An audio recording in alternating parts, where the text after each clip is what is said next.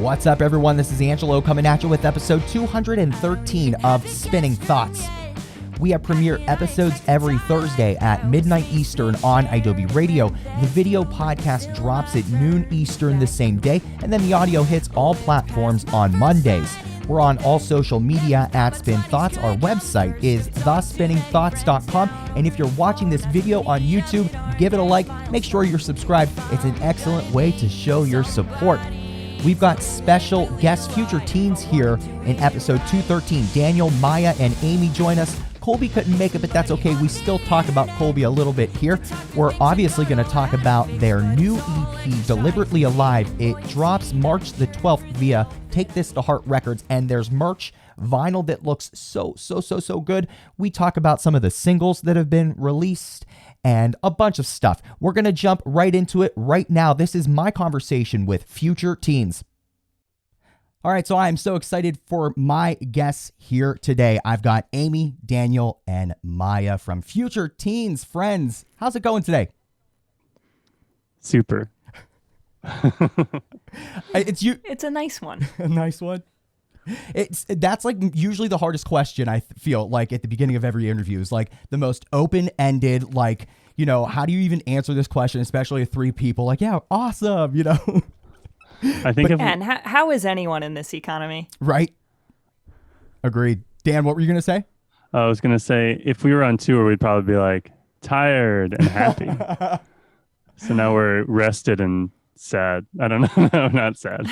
It's a dynamic that everybody's getting used to still, but it is good to see you all. And thank you for being here for episode 213 of Spinning Thoughts. We've got a ton to talk about because even in these crazy times, you know, bands, especially future teens, we're pushing forward. And I mentioned this throughout a couple episodes that in 2020, bands that put out music, like they saved so many people. I know they saved me. I was lonely and hurting and scared, and just having some sort of normalcy with bands releasing music was really amazing. And here's future teens now doing the same thing, heading still into a lot of uncertainty, but hopefully some silver linings or something around the corner. Before we dive in, though, friends, I always like to give first-time guests the ability to just kind of give us a little bit of a background on what the band is and really kind of how we got right here, right before we're about to release Deliberately Alive.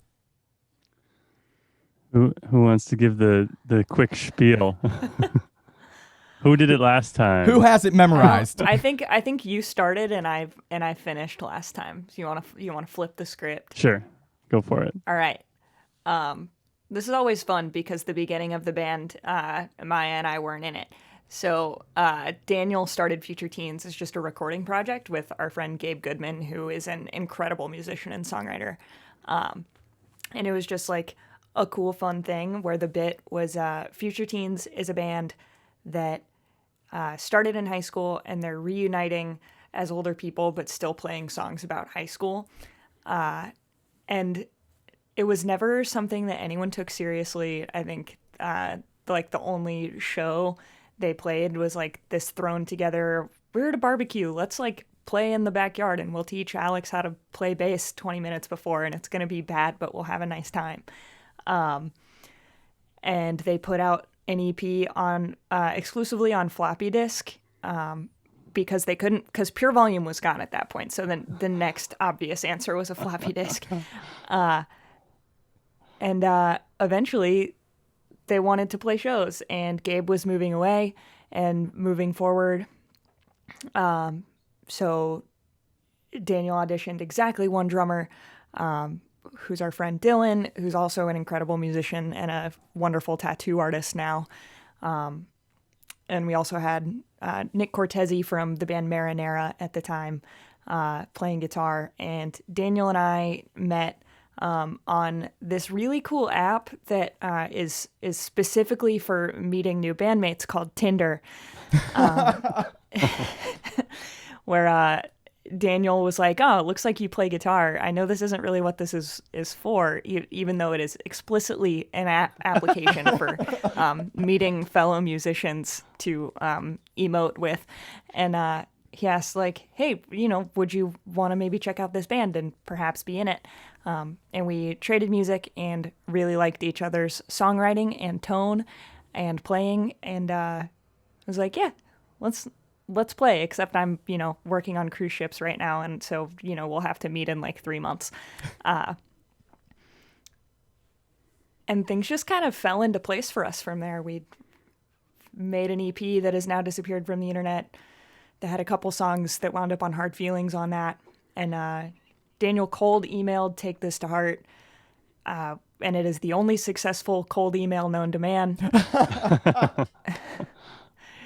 Daniel, do you want to take over? Yeah, so I emailed Joe. Joe was like, I love this. Also, I happen to follow you on Twitter. And so we started working with Take This to Heart. They put out Hard Feelings. And he was like, you guys are planning to tour, right? And I was like, yeah, we love touring and we've done it lots, even though we'd played like six shows at the time. So we started playing more shows and making friends on Twitter, which is, I don't know if you can do that anymore, but we did at the time.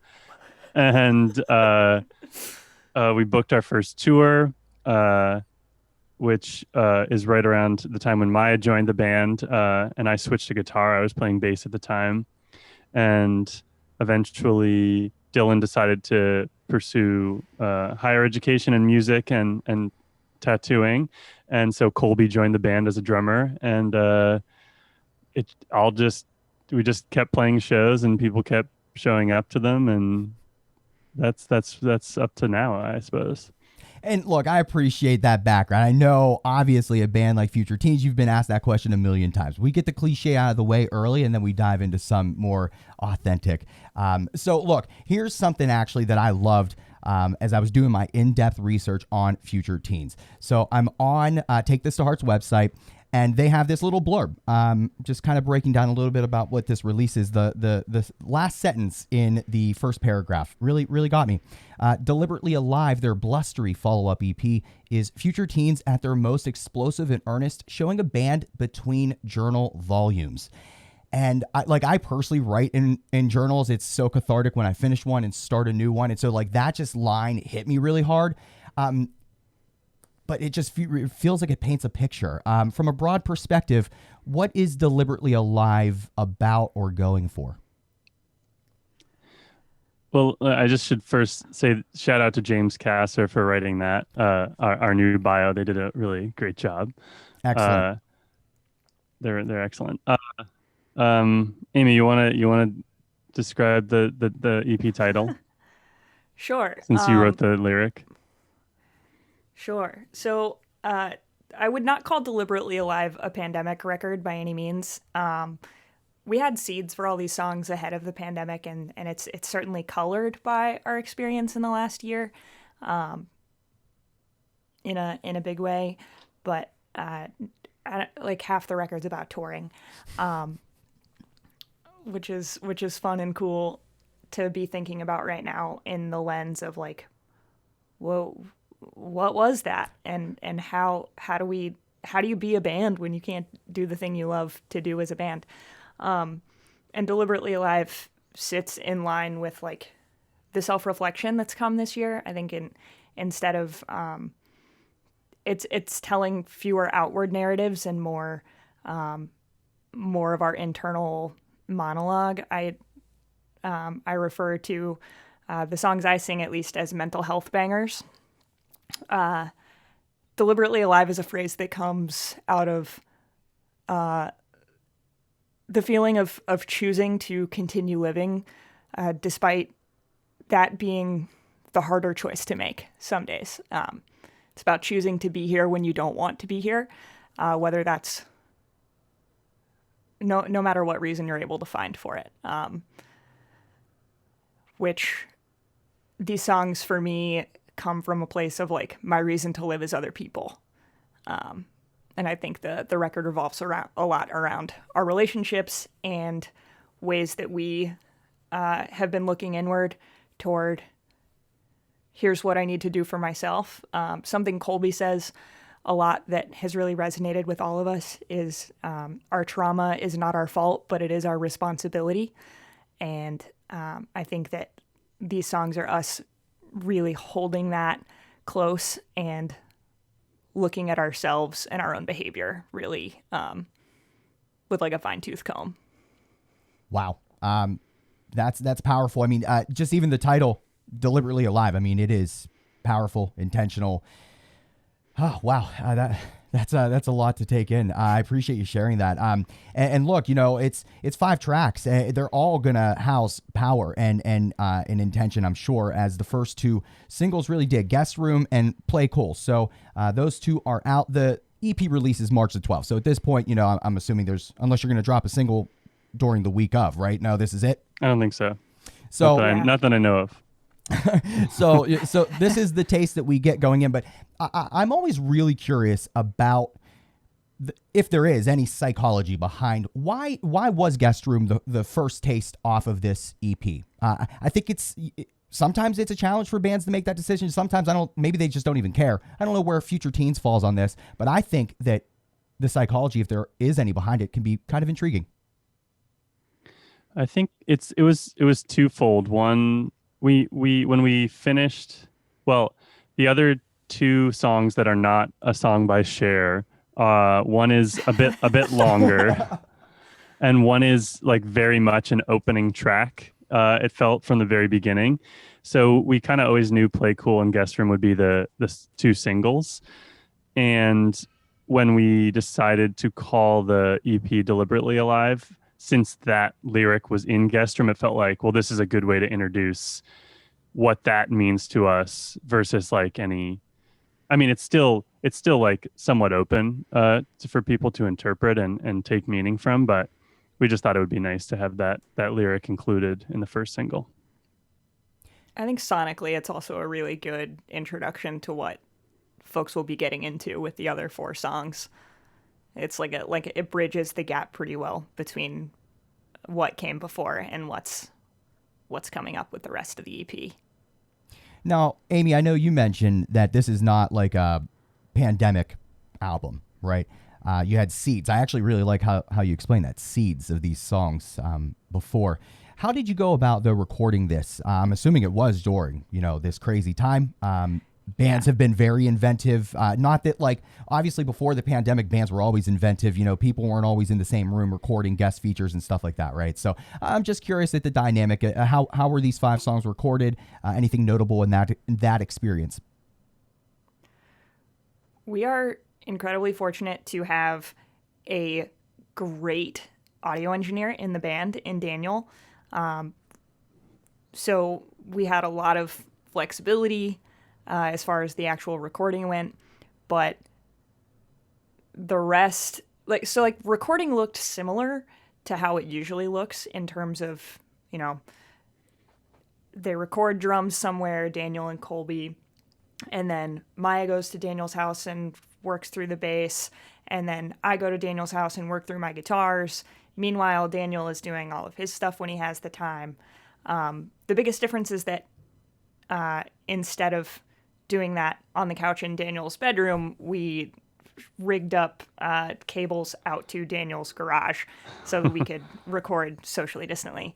The biggest difference was how we came together to finish writing and arranging.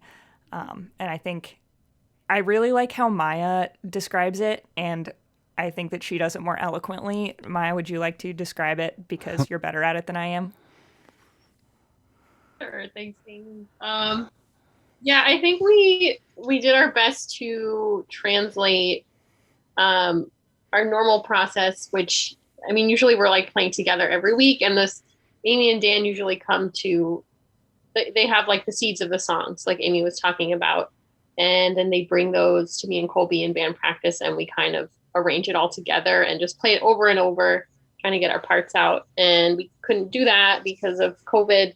So Amy and Dan would send us like iPhone audio recordings of the songs they were working on. And then we got to have a really awesome and special weekend where we went up to a barn at Dan's family's house in New Hampshire, and we played for 8 hours. And that was our rehearsal for the EP. It was very fun and exciting, and like felt like normal, but also not. And it was just on like, I hyperspeed condensed version of putting the songs together in one day. So kind of on this topic, Amy, you mentioned that Dan, you're from, I'm actually kind of embarrassed that like, I'm just kind of catching on, Dan, that you have your hands in. I knew coming into this interview that you did from a band actually that recently tweeted that you worked on Swerves, and I want to talk about that a little bit later here at the end. But I actually didn't realize how much of a hand and impact you had on like the mixing and processing and all that kind of stuff. It was a lot of this then done in house, like in an in-house studio, not outside then. Yeah, everything. So our favorite drum room in the state or in the Northeast is at Sohn Lab in Northampton area in Western Mass. So this great engineer, Justin Pizzo Ferrato, out there, he like records Dinosaur Jr. and Speedy Ortiz and all these great bands out in his studio. So Colby and I have both been recording there for a while now. Anytime I'm recording a record, I'm like, do you have a little budget for drums? Because I want to go to the studio. It's great. So we recorded drums there. And then I do have like a home studio here in my basement that I record and mix out of. But I like for Future Teens, since I am so close to the recording process and producing process, I prefer not to mix it. So we worked with this great engineer in Seattle named Andy Park, and he mixed Breakup Season. And so when we were like, who are we going to have mix Deliberately Alive? We're like, well, our timeline's a little tight and we already work so well with Andy. And we were already experimenting a lot with the recording process of like doing a lot of the effects baked into the guitars and like the bass and like being less careful and more just like, this guitar is going to sound crazy, like the solo on Guest Room. We're like, screw it. Like, let's just like have this insane tone going on. And that ended up being really great and freeing. So when we sent it to Andy, it was like, he really could just like push everything to this new level that we hadn't got to hit before. And here's a question, actually. You guys are releasing this on or on vinyl, actually. And it's an EP, and I know bands do this, but I'm seeing it more now. And I don't know if this is a result of the pandemic or, maybe I just am late to this adoption of it. But Deliberately Alive will be released via Take This to Heart Records. There will be a vinyl. There's a bunch of merch already that is available like for the singles. And I see bands doing this a lot more too, where there's specific merch drops, and I love it. Talk to me more about what the band has going on here with the merch, the vinyl, where they can pick it up, things like that. Well, we love merch. It's very fun for us to come up with and like hire our talented friends and have them come like realize designs that we came up with or so it's always fun for us. Even from the beginning, like Amy literally used to hand sew our hats and like they'd just like be in the van, like sewing hats that say Boston sucks. And like, then it'd be like, okay, those all sold out, like time to make some more. And they'd be like, all right. So we're always coming up with like, I don't know, fun ways to make it interesting for us and everyone else. And it was really Joe's idea to do the vinyl, because he really wanted to do like a screen print on one side, on the B side. So, and we were like, that sounds awesome. Let's go for it. So it was just and we've worked with Joe for so long at this point that we're kind of in lockstep when it comes to that stuff. And working with him is just so easy. He's down for whatever, to make things work. So. What is the screen print? That's part of one of my questions here is I saw on the website it is going to be a screen print on side B. I couldn't find anything to tell me that. I don't know if it's a secret or something. Is it the album art? Is it the vacuum?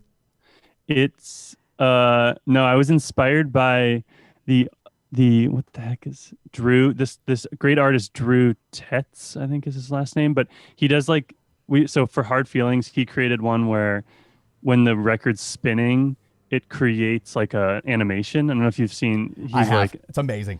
Yeah. So I did not do that because I don't know how to do that.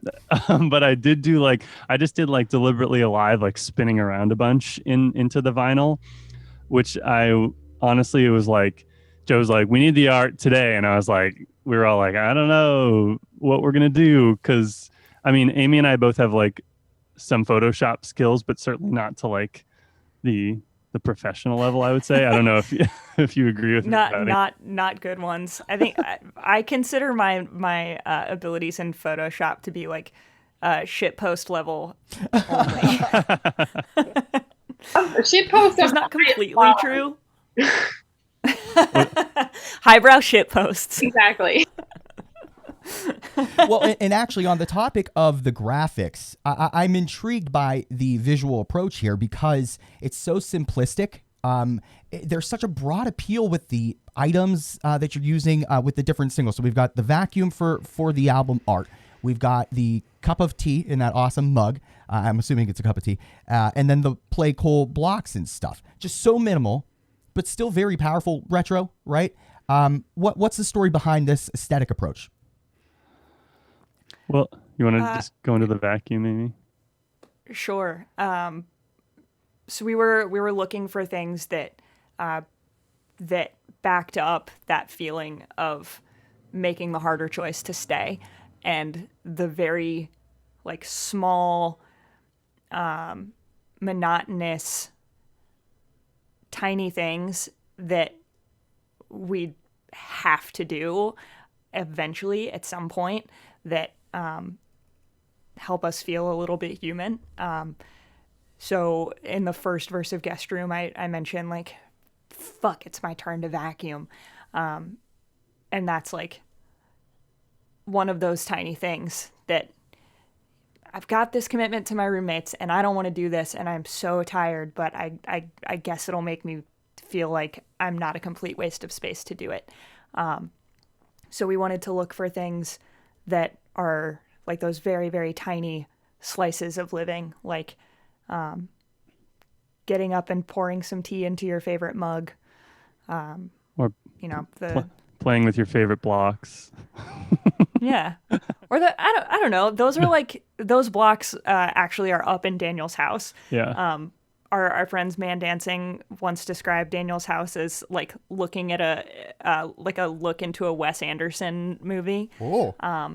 So those blocks like have rotating phrases on them on a shelf in Daniel's house, and they're like, Daniel can talk shit at himself about that choice for single art all he wants, but I think that it was a really beautiful nod to like the simple things that brighten his house and make that place feel like a home that he wants to live in and that we want to rehearse in and like spend time together in. Yeah, someone just came into my house once and they just said, it looks like a young grandmother lives here. What a compliment, though. I mean, really, there's people out there that like would really take that as a compliment. That's a lifestyle and a vibe. Yeah. It's awesome. I'm into it. Yeah. Hell yeah. A young grandmother who loves horror films. Is that what it is? So you're into the horror films then, Dan? Definitely. What's the best one you've seen recently? Best recent one? Yeah, because I love horror and I need a new one. Sorry to put you on the spot. I'll watch anything horror related pretty much. But I did watch, there's a new one that just came out called Head Count, which is like, it's on Shudder, which is the horror streaming service, which I do now pay for. It's like the only one I pay for. And like my family all pays for like a various streaming service and like contributes to the family streaming service package, and I just have this like one that no one else cares about or wants. But it's like it's from a creepypasta. Anyway, I could get into it, but it's about a creature that exists in the room with you and your friends, but you don't notice it's there until like one of your friends walks in the room, but your friend was already sitting right in front of you. Oh man. And then that version is gone, and then it's like it's pretty upsetting. But I like it. It's pretty upsetting. I know what I'm doing after we're done talking. I'm going to go check out Head Count. That's awesome. Look, so with Deliberately Alive, it's out March the 12th.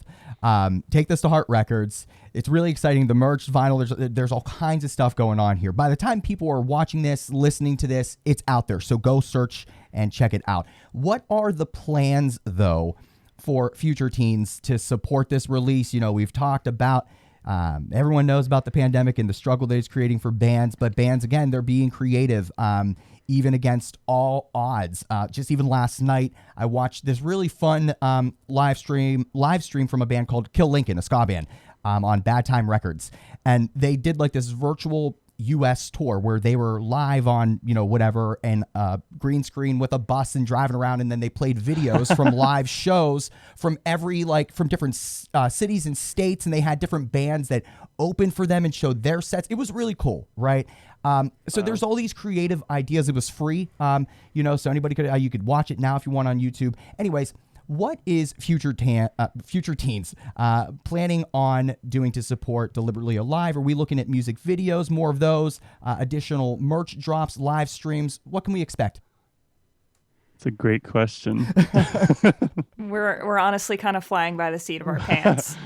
That's fair enough, right? I mean, it's a crazy time. What are your fans looking for? Do you know?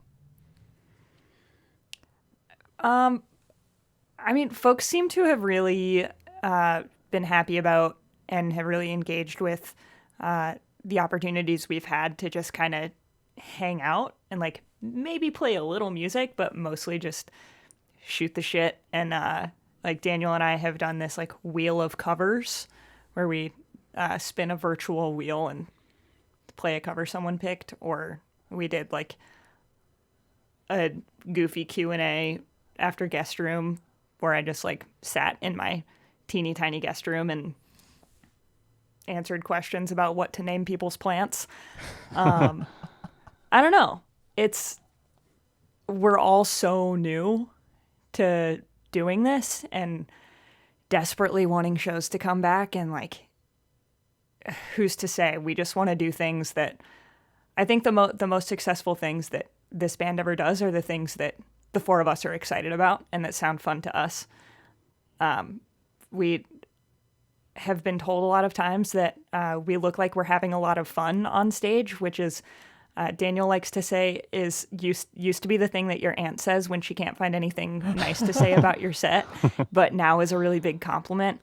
And I think we're just trying to find things that we can inject that energy into. Where can people check out? So I'm new to knowing this, some of these like engagement experiences that fans have had with like Q&As or seeing you, Amy, in your small little guest room and stuff. Is this on Twitch? Is this on YouTube? Where can people check this kind of stuff out? And is there any kind of frequency to it?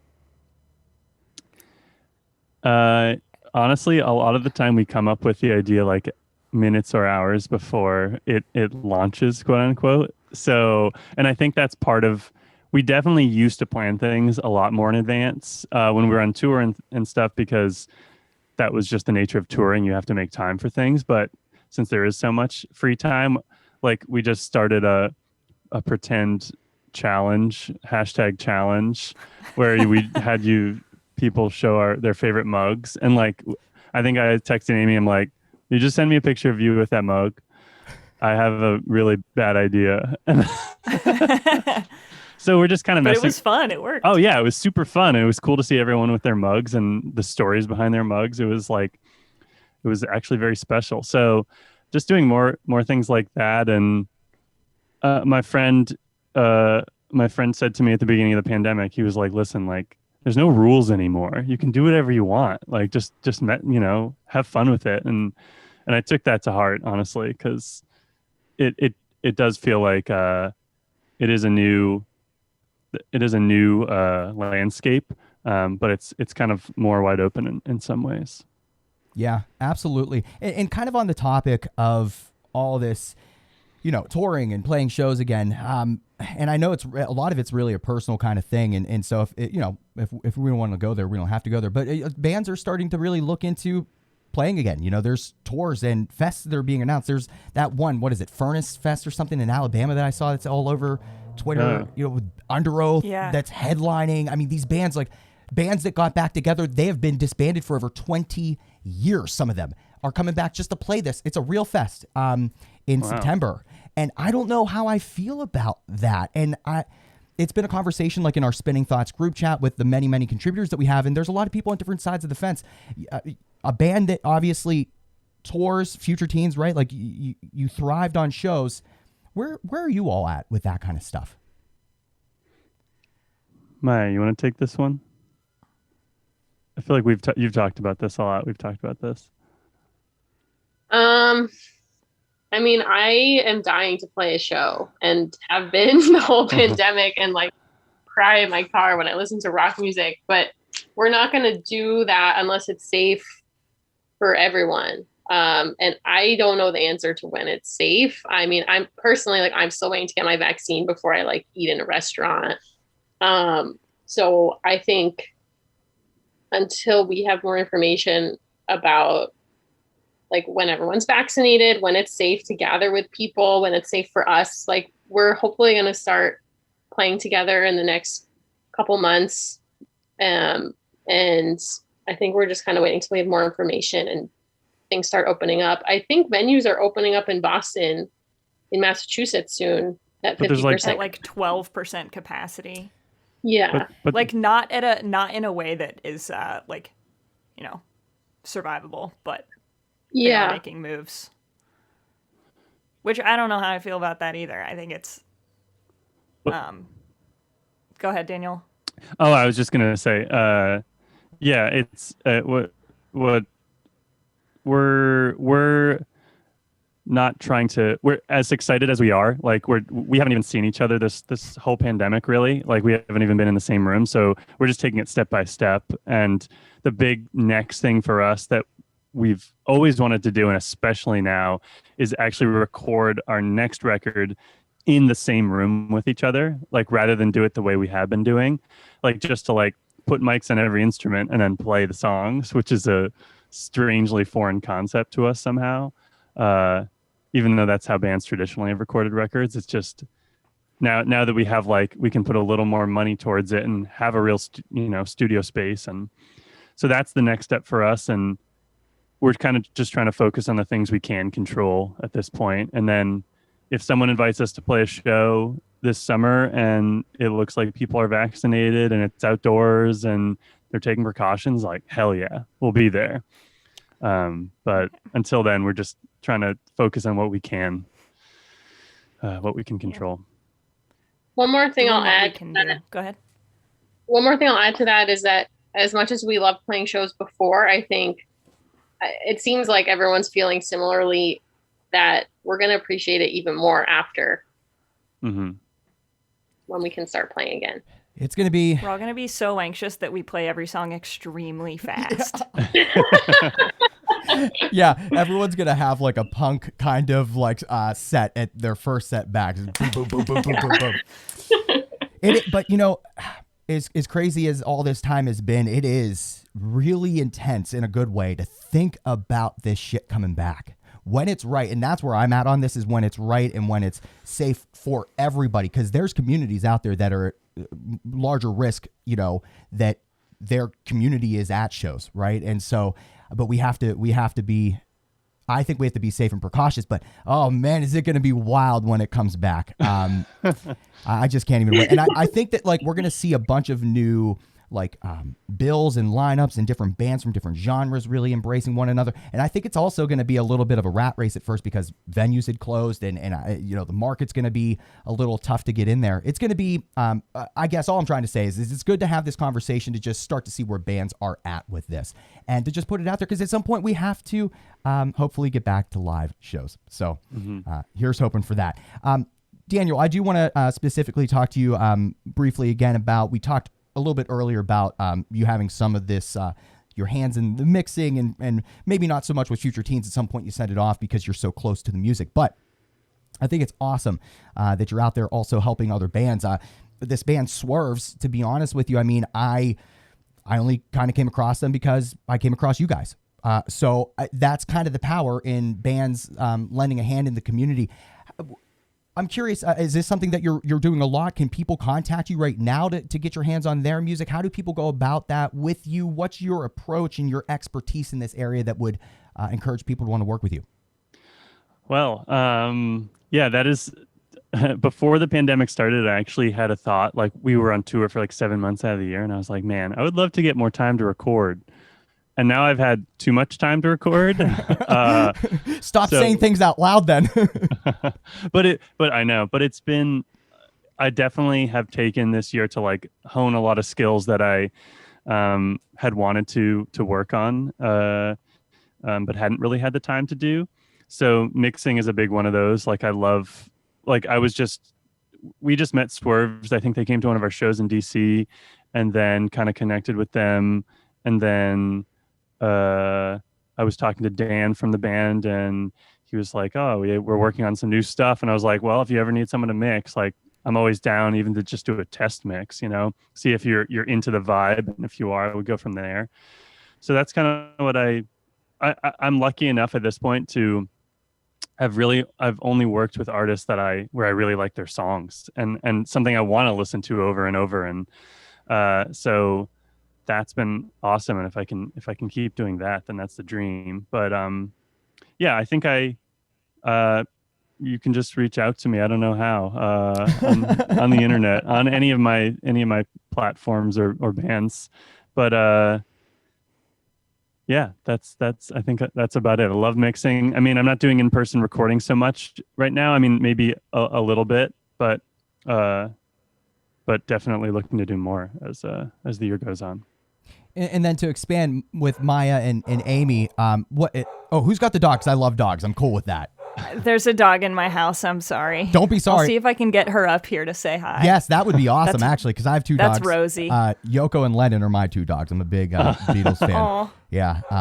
But to ask, though, Maya and Amy, what have you two been doing, I guess, with a little bit more of this free time? Not that anybody, I don't feel really free, or that I have a lot of free time right now, but I mean, and it doesn't even have to be music related, but I'm a big video game person. That's an area where I find a lot of just like, let me escape this goddamn world and get into another one. What have you two individually been up to just to kind of help get through this?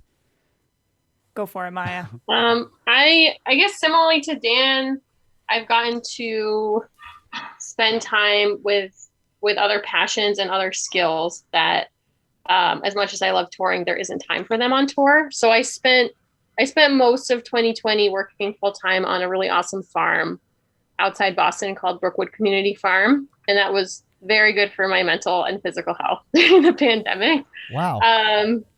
And then I'm working on my bass playing. I'm learning like fun groovy music. I started teaching on Zoom on the internet, and I started working on learning how to record myself at home so I can do remote session work. And that's something I've put off for a long time. So I'm thankful to have the chance to get to learn these new skills and take them with me when we do start touring again.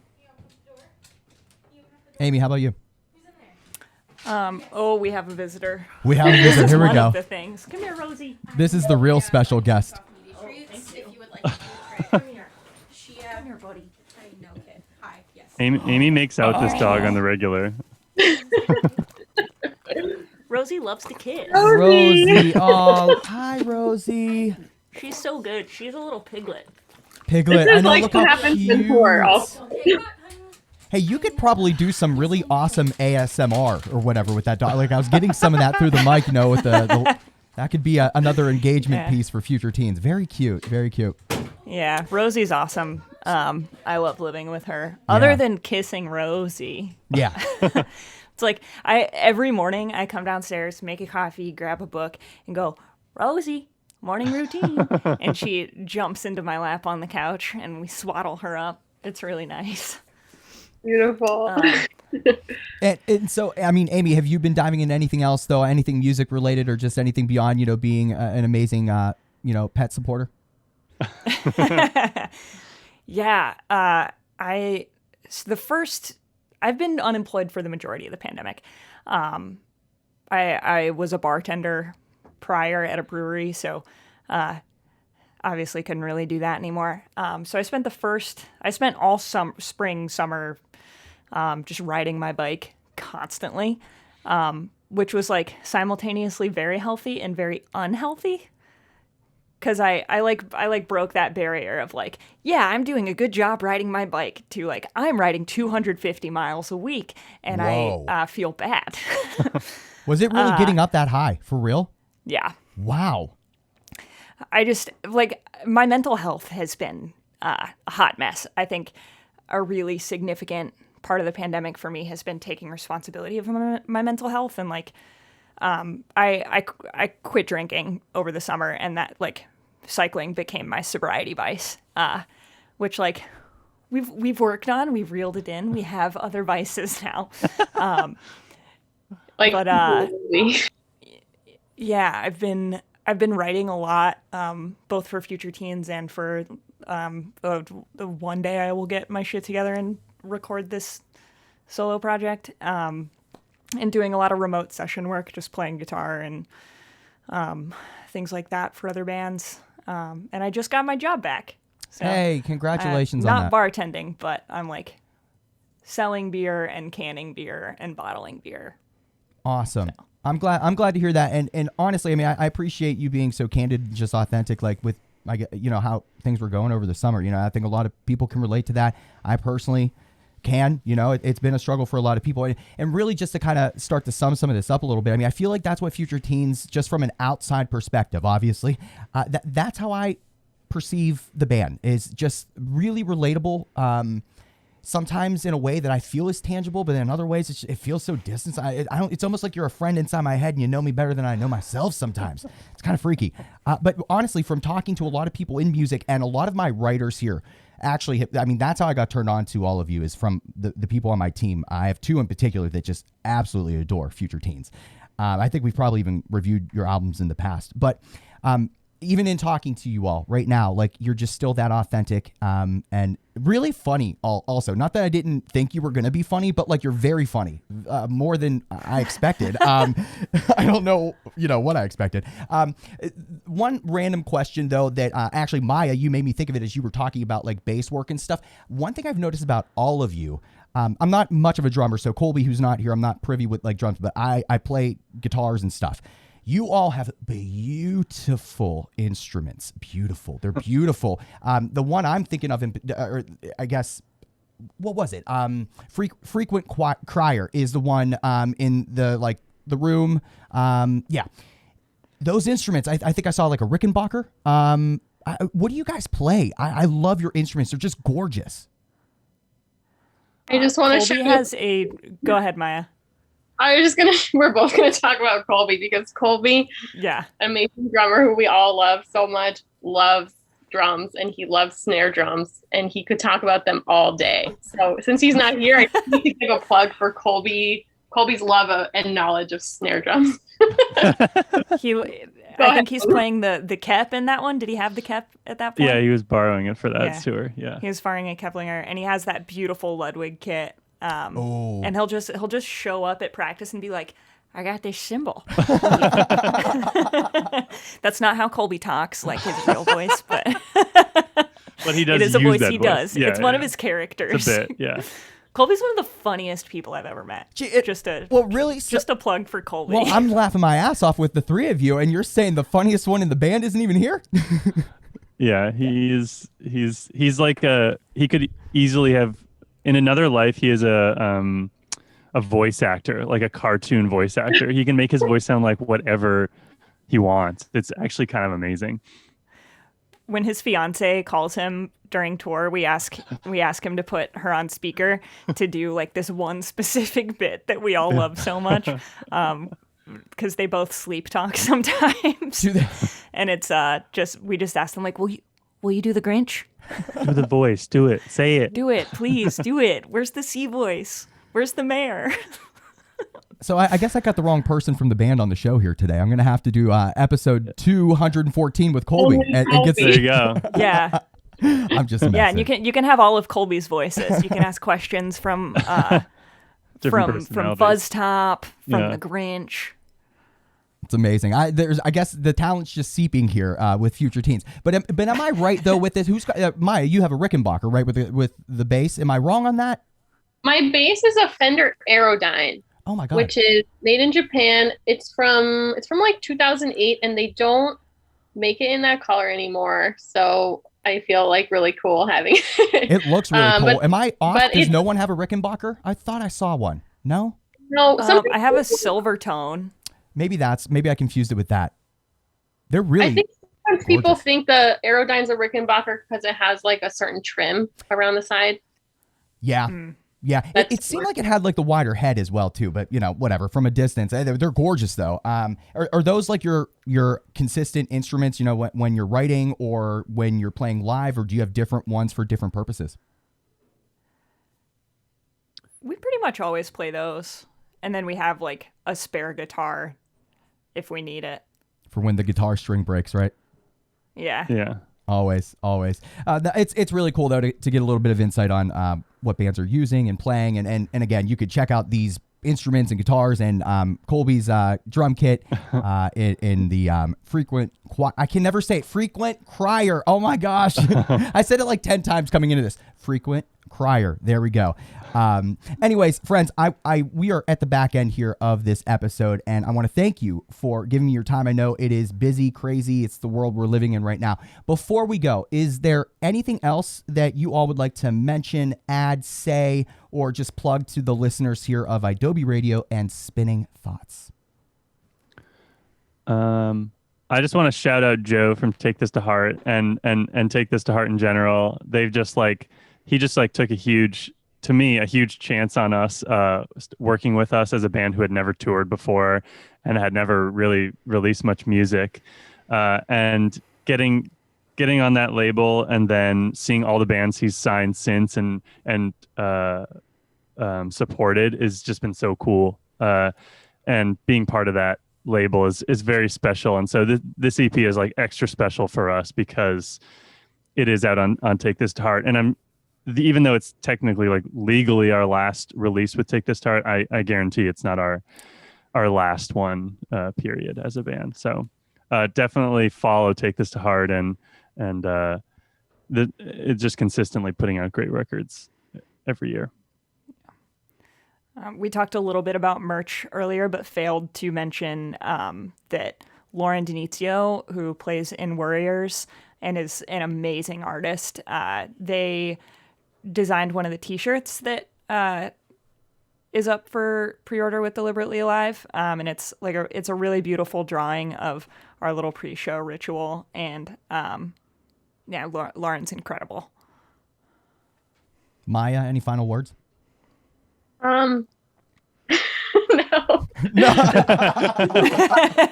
And that's how you drop the mic. Nah. I'll say rock on. I'm telling you, talking to the three of you, it's been a lot of fun. I've laughed a lot, and I'm really looking forward to this EP release. The two singles have been really exciting to hear, and just hey, you're doing it in one of the craziest times. So, Daniel, Maya, Amy, thank you so much for taking the time to be here for episode 213 of Spinning Thoughts. Hell Thank you. Thanks for having Thank us. you. For having us. Once again, I want to thank Daniel, Maya, and Amy for joining me here in episode 213 of Spinning Thoughts. Make sure you go and pre-save, pre-order, check out everything that has anything to do with the new EP from the band. It is titled Deliberately Alive. It drops March the 12th via Take This to Heart Records. Make sure you're following us on all social media at Spin Thoughts. Our website is thespinningthoughts.com. We have premiere episodes every Thursday at midnight Eastern on Adobe Radio. Don't forget the video podcast drops at noon Eastern, then the same day. The audio comes out on Mondays. If you're watching this right now on YouTube, give it a like and tell somebody else to listen to Future Teens because they rock. We'll be back again, same time, same place. Until then, make sure you share music, spread love.